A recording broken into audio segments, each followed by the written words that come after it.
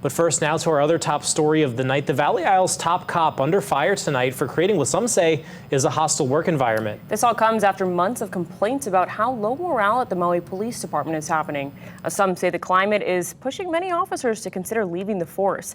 KITV4's A'ali Iduklo has new details about the ongoing strife at MPD. Maui Police Chief John Pelletier has been on the job for about 7 months now and has racked up 7 official work environment complaints. The employees who filed the grievances don't want to speak out because of fear of retaliation, but former ranking officers speaking on their behalf tell me one involves a woman who was cursed at during a meeting, and that working under Pelletier has led her and several others to seek help from psychiatrists and anxiety medication. There was no leadership. It was a dictatorship. Former Maui Police Department Lieutenant William Hankins had more than 30 years of service under his belt. Hankins worked under 5 different chiefs, but says he retired early because of Pelletier, alleging the recently installed head created what he calls a hostile and toxic work environment from the very first meeting. Telling the command staff that if you don't agree with him and support him, he's going to fillet you. People walking around on eggshells, nobody wants to say anything. After 28 years in the force, former Assistant Chief Clyde Holokai also retired early because of Pelletier's management.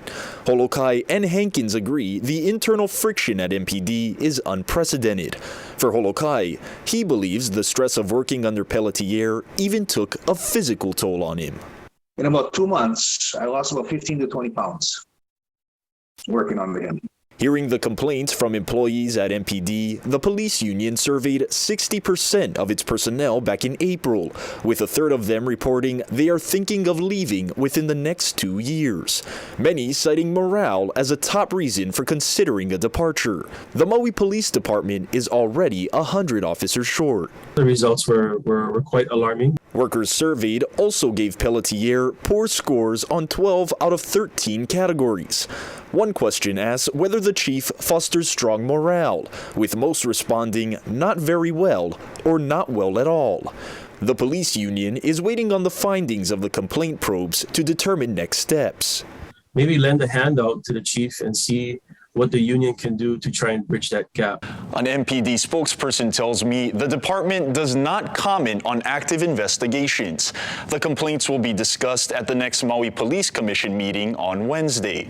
A'ali Iduklo, KITV4 Island News.